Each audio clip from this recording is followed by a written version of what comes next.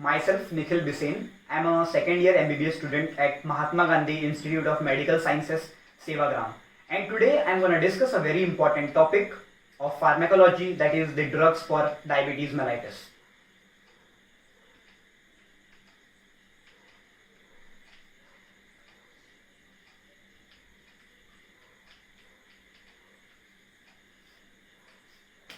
Now in this section we are going to discuss about the basic pathophysiology of diabetes mellitus, drugs for it, and I am also going to tell you some of the questions that the recent medical PG entrances have asked.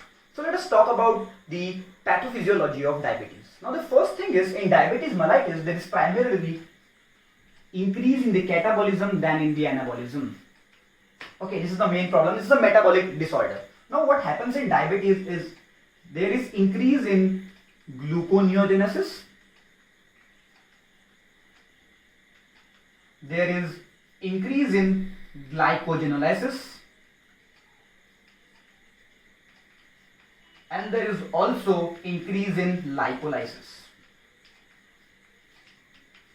All these conditions that I have mentioned here leads to a state of hyperglycemia. And the third state, this increase in lipolysis, may further develop into DKA, that you are, I think, well aware of, that is diabetic ketoacidosis. Okay.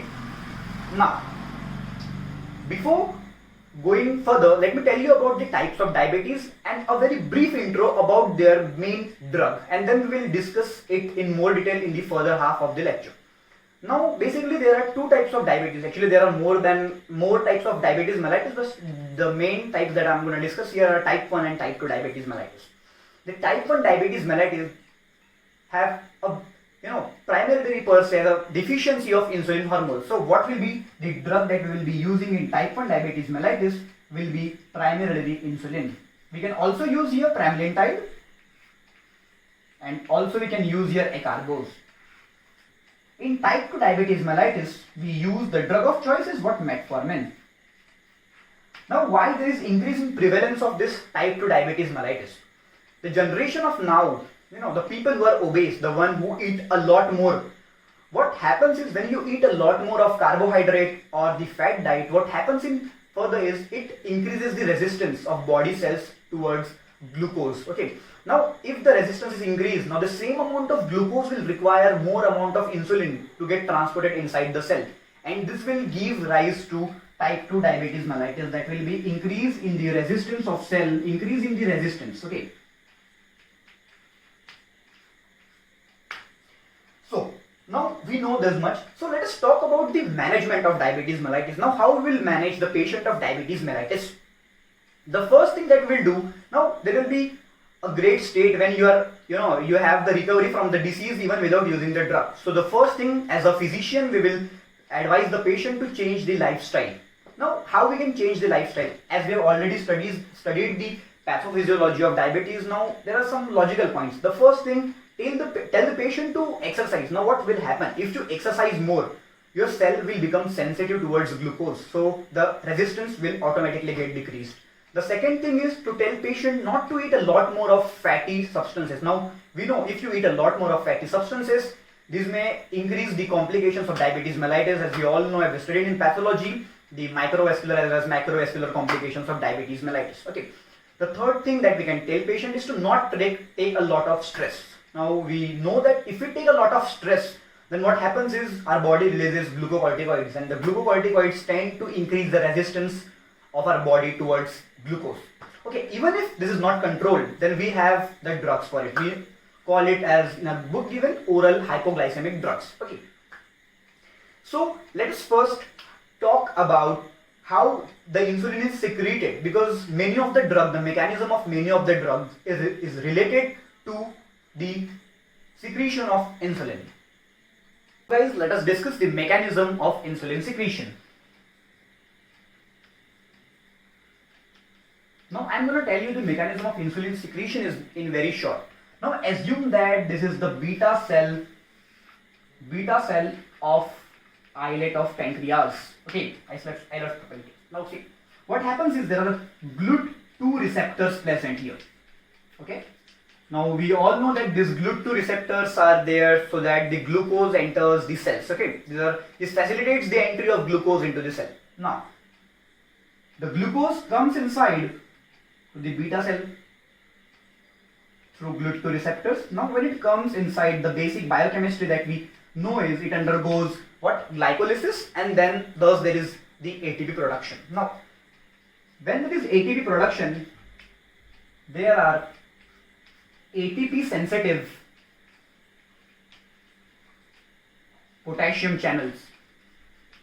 ATP sensitive potassium channels on beta cells. Okay, so as the name itself suggests, ATP sensitive, that means when there will be increase in the production of ATP, these channels will get closed. Now what happens if this channel gets closed?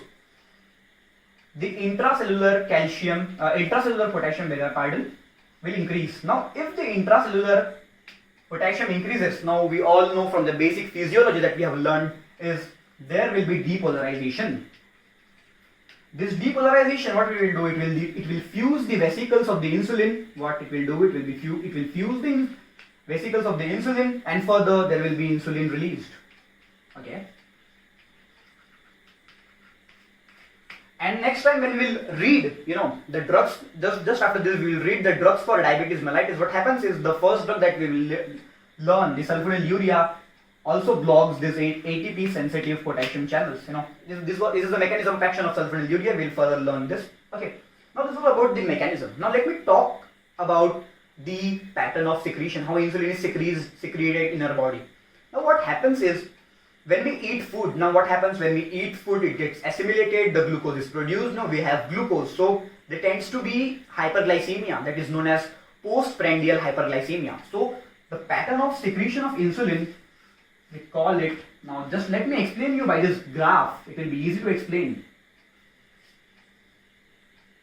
Now this is the pattern of secretion of insulin. You see, the insulin, here there is insulin level, and here you have taken a meal. Here is the meal. Okay, in the y-axis you have got meal, and on the x-axis you have got insulin. So what it does is, when you take a meal, there will be increase in the level of insulin. Now what happens? Why there is increase in the insulin? This is known as the bolus insulin. This bolus insulin prevents the postprandial hyperglycemia. But this insulin hasn't come down to zero, so it is being secreted throughout whenever you are not taking the meal. And the question arises, why this insulin keeps on secreting though we are not eating the food? The reason for it is very simple. Now if there will be no insulin, then again what will happen? We already studied that in the first half, that it may lead to gluconeogenesis, it may lead to glycogenolysis, and it may lead to lipolysis, which may in turn aggravate the symptoms of diabetes. So this basal insulin, this is known as the basal insulin, is very important also. And remember guys, whenever we are giving the drugs to the patient, we want to mimic this physiology that happens in our body. Coming to the pharmacological aspect of diabetes. Now we are going to discuss the drugs for diabetes. Now there are two types of drugs for diabetes mellitus. The drugs are the drugs acting on the pancreas, and the drugs acting on the peripheral organs like liver, GIT, adipose tissue, and kidneys. So I want to tell you the name so that you have a basic idea of the name of the drugs. The first drug that we have is the sulfonylurea, the meglitide, amylin, incretins, and DPP-4 inhibitors. Now this first two drugs, that is sulfonylurea and meglitide, they increase what? Insulin from the beta cells. So these are known as insulin secretagogues. Okay. Now this amylin, it decreases glucagon.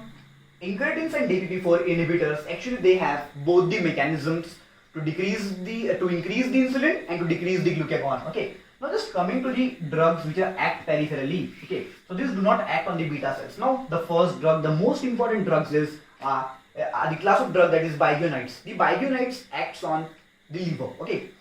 Then we have alpha glucosidase inhibitor. The alpha glucosidase inhibitor, they act primarily on the GIT.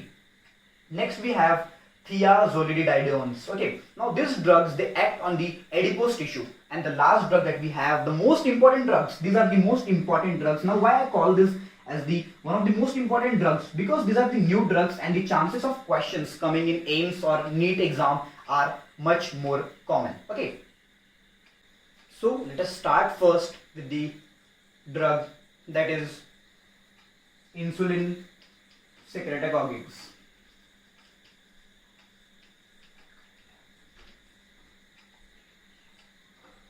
Okay, now under this class of drug there are two types of drug, that is the first is the sulfonylurea and the second is meglitinide. Okay, now the mechanism of action of both these drugs are similar and they are pharmacologically the similar kind of drugs. So if we discuss one drug, we automatically complete the other one. Okay, now let us discuss the mechanism of action of this drug. Now how does they act? The mechanism of action is very simple. See, this drug, as we already discussed, they act on beta cell of pancreas. Now when they act on the beta cell of pancreas, what they do is, on beta cell they close APP sensitive potassium channels. Now if they close the ATP sensitive potassium channels, then we know the rest of the things that we already discussed earlier. In the secretion of insulin, what will happen? There will be again depolarization, there will be the fusion of the vesicles and the insulin will release. So there will be insulin release. Okay.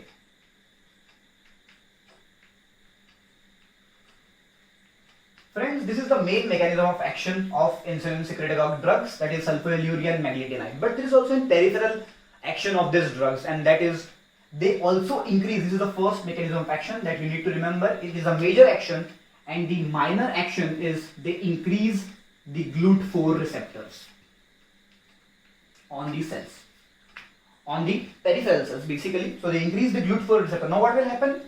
If they increase the GLUT4 receptors on the peripheral cells, so they will reduce the resistance of glucose, okay, to the cells. So, but this is a minor action, guys. Remember, this is a minor action. Okay.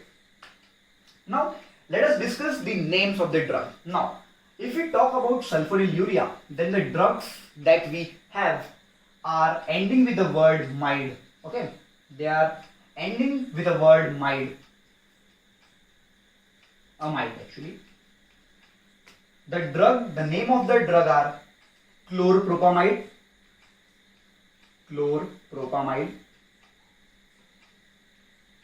and tolbutamide.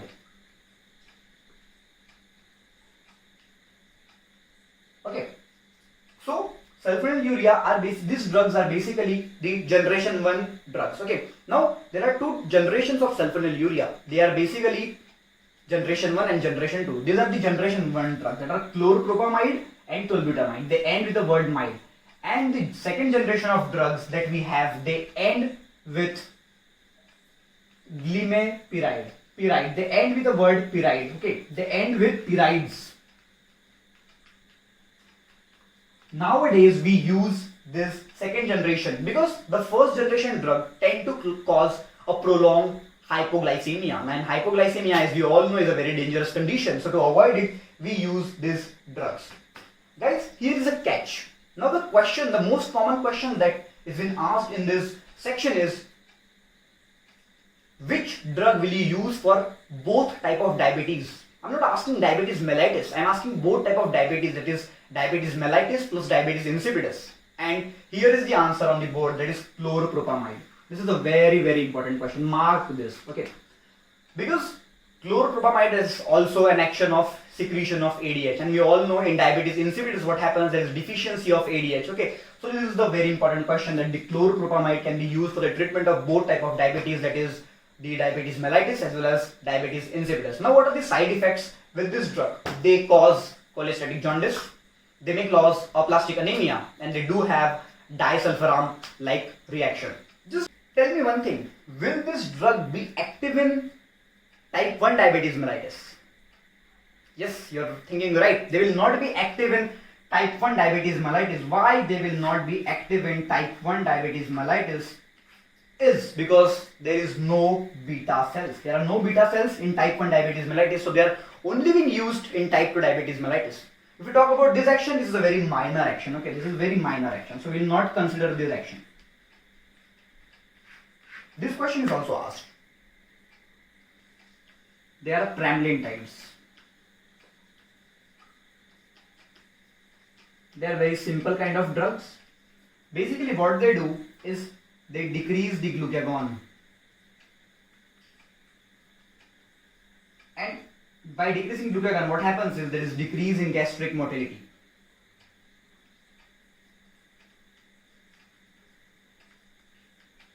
Okay, now if there is gastric motility, what happens is you will feel like you have eaten a lot, so there will be decrease in the appetite. Now if there is decrease in the appetite, it's obvious you will not have much of the hyperglycemia. So these drugs are basically what renal safe. This is a very important point.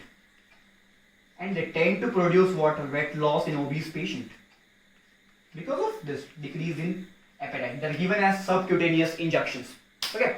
Now let us discuss in continuation the four type of drug that we have, and this kind of drug, this class of drug, basically these are incretins. Okay. Now many times people like complain about they're not able to remember the name, but this is something that you will remember very easily, because see, in the name itself has its meaning. Incretins, INC, for it will increase. INS, insulin. This drugs will increase the insulin. Now we all know about incretins. What happens is when we eat food, the food goes to our stomach, intestines. What happens when we eat food? It tends to release these incretins. Okay, and remember that these incretins are responsible for 70% of production of insulin.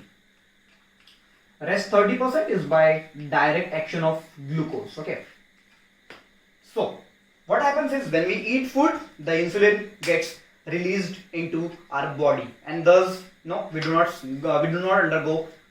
go into hyperglycemia. So a basic question that can be asked in medicine, either in pharmacology or in physiology, that if you give a patient, there are two patients guys, A and B. If you give a patient A with what? Oral insulin, and a patient B with IV insulin, the same amount, okay, so which patient will have more release of glucose, more release of insulin? Yes, you're exactly thinking right. The patient in which we have given oral insulin, it will have more release of, we have given oral glucose, will have more release of insulin. Now why this is so? Because of incretins. Okay, now due to incretins there will be more release of insulin. Okay, so now what are the actions of incretins? Basically, along with this, the increase in the production of insulin, they also have an action that is decreasing the glucagon, as we have already studied in the preliminary section of classification of drugs. So they will also act like a myelin hormone. They will also increase the insulin, they will also decrease the glucagons.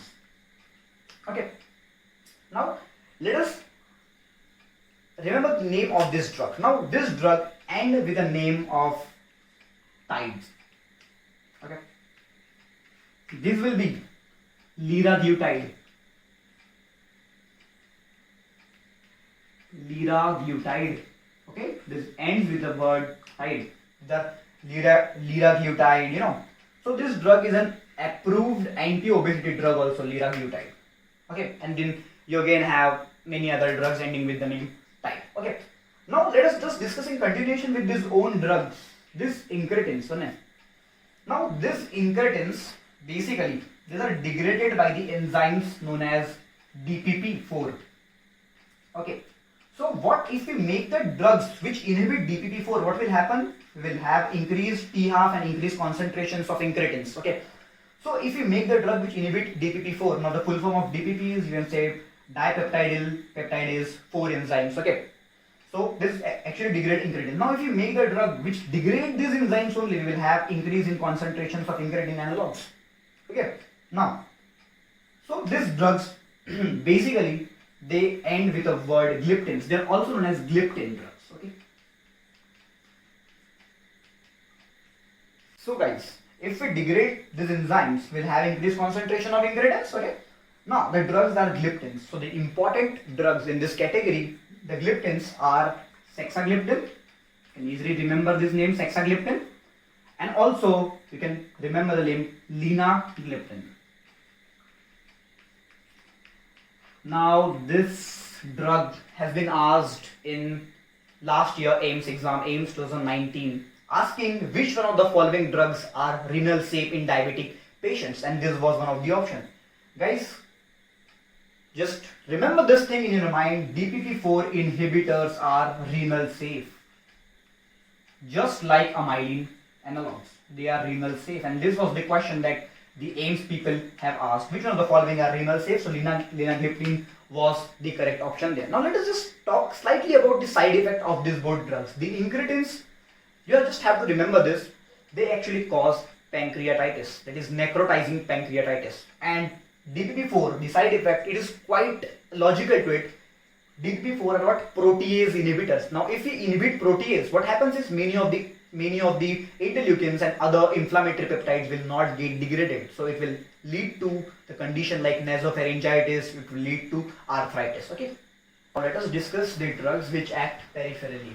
So the drugs I have already written this are biguanides, alpha glucosidase inhibitor, thiazolidinediones, and the final SGLT2 inhibitors. Okay. So let us first start with biguanides. Okay.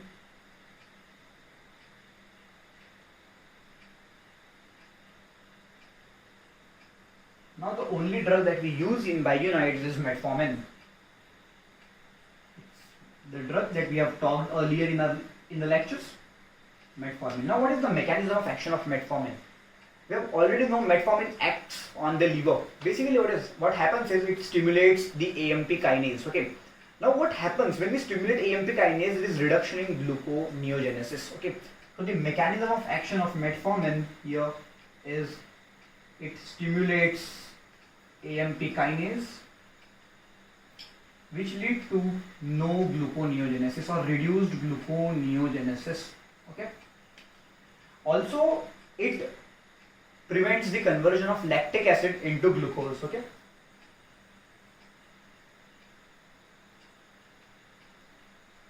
Into glucose.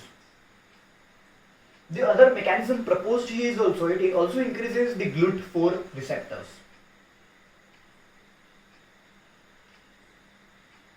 Now what happens when we already know if GLUT4 receptors are increased, then the resistance towards glucose is reduced, and thus it may help in diabetes type 2 basically. So now let us talk about the uses that we do. So it is a drug of choice in type 2 diabetes mellitus. It is also a drug of choice in pre-diabetic patients, okay, those who are likely to develop diabetes, and this is also a drug of choice in the patients which do have diabetes type 2 and also PCOD. Okay, so drug of choice in type 2 plus PCOD, plus also if we talk about this, then also for pre-diabetics.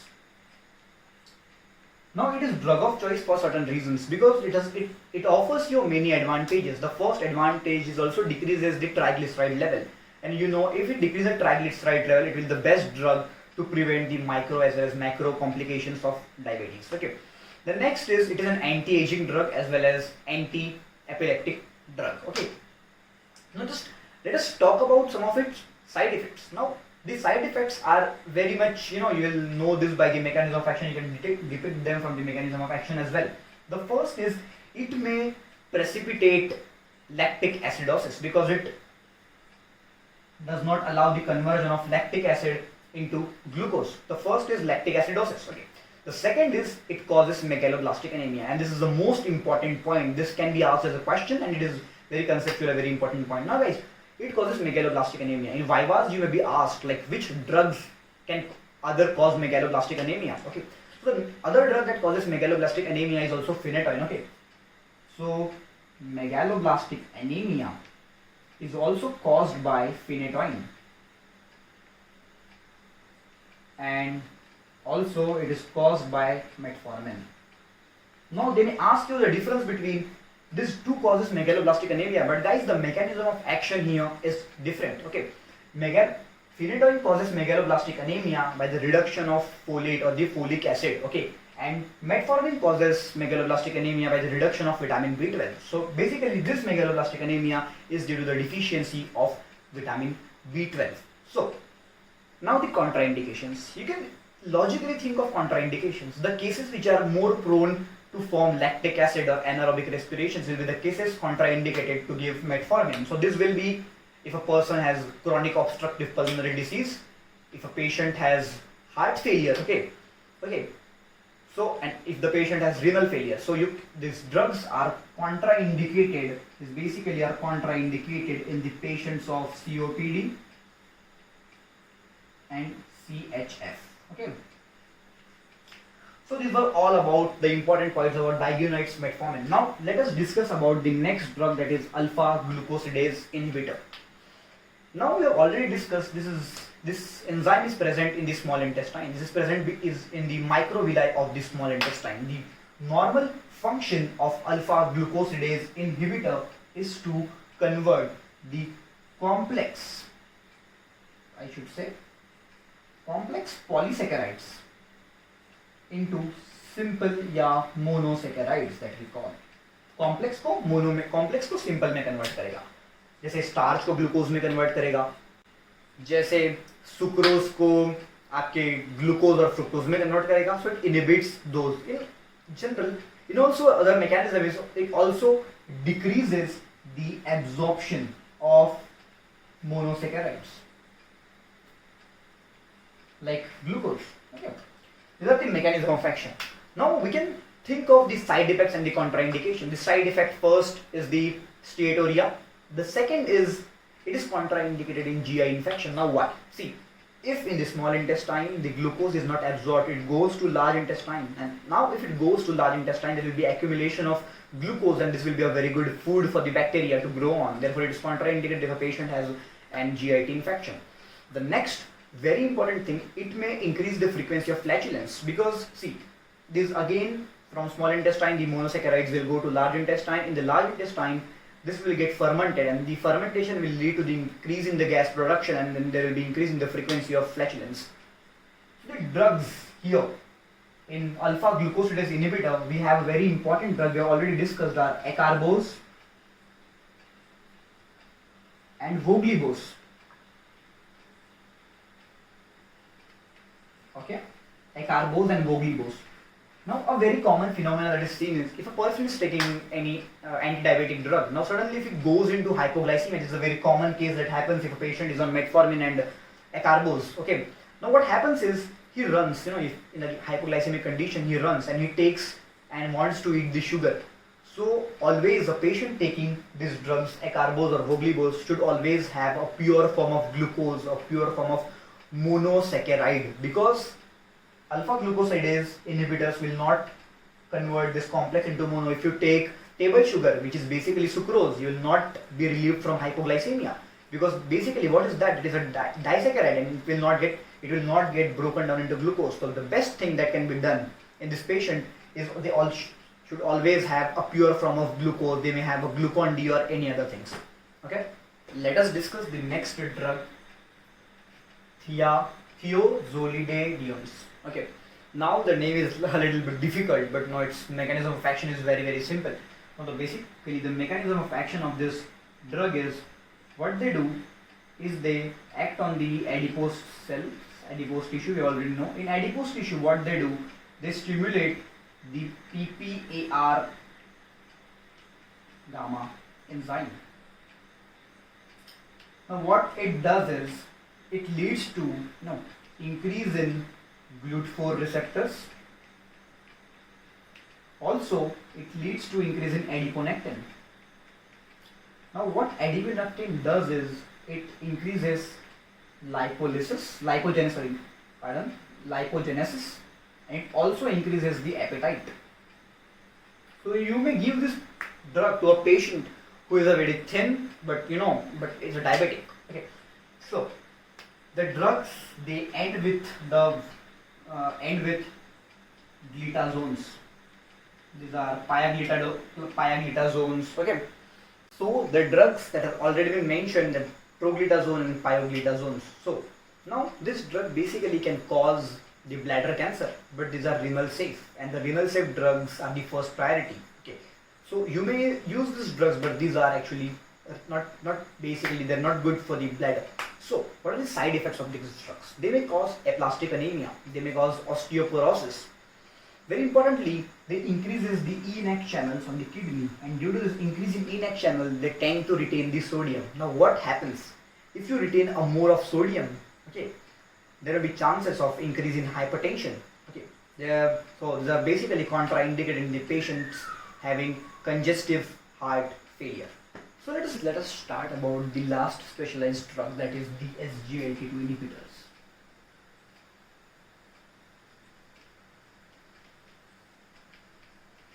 Now we know that SGLT is a channel that is present on the proximal convoluted tubule. Now what happens is, this channel has a normal physiological role of retaining the sodium and glucose inside the blood vessels. Now if you retain the sodium and glucose inside the blood vessels, consequently your HbA1c level increases. But if you inhibit these channels, what will happen is your sodium and glucose will go into urine,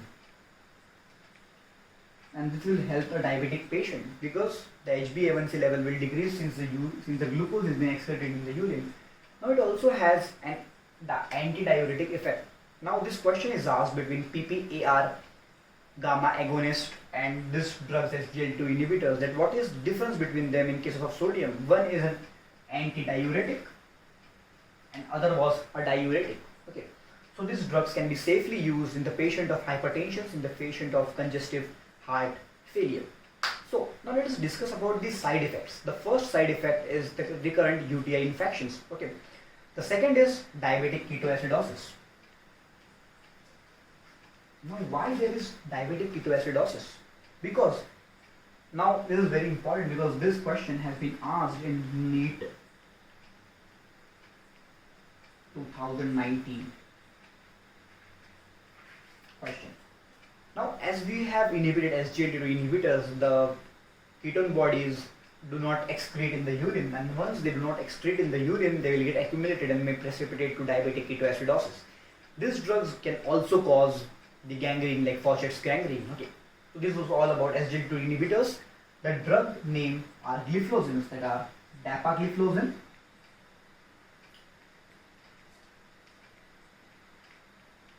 and camagliflozin.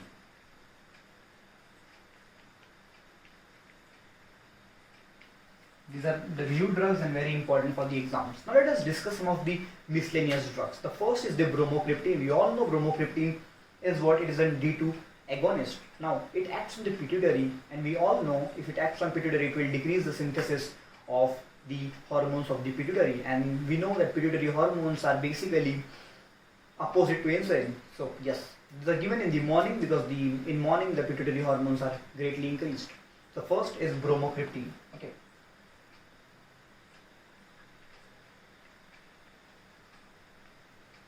Bromocriptine. The next drug that we use can be a very important drug, and that drug is apalaristat. Now this drug has its own meaning. Apalaristat, that is, it is aldose reductase inhibitor. AL, aldose, REC for reductase, ANT for inhibitor. It inhibits the conversion of glucose into sorbitol. So glucose converts into sorbitol with the help of this enzyme that I have told, aldose reductase enzyme. Okay, so it inhibits basically this drug, because sorbitol, we cannot utilize sorbitol for energy, and it increases the osmotic pressure also, and may precipitate cataract in a patient. Okay, so and also this is a treatment for sciatica, that is neuropathy. Sorbitol may also cause sciatica. Okay, the next drug that we have is saraglitazone. Now saraglitazone, as we already studied about the PPAR alpha agonist, this is PPAR alpha plus gamma agonist, and this is a drug that we use in a patient of diabetic dyslipidemia. Okay, so the next drug is erythromycin. We know that erythromycin is an antibiotic, but it can stimulate the motilin receptor, and this is a drug. It can be used as a treatment for diabetic gastroparesis. Okay, so we discussed bromocriptine and erythromycin, saraglitazone. Now clonidine. Clonidine we know is an alpha 2A agonist. What happens is it inhibits the secretion of sodium and chloride in the GIT, and it is a treatment for diabetic, we can say diarrhea. Okay, hope you understood the topic diabetes, pathophysiology and its drugs. If you feel it added knowledge to you, please give it a thumbs up. I'll be showing in this video, in the further, I'll be showing you the summary of the drugs. You please take a screenshot of that. Thank you very much.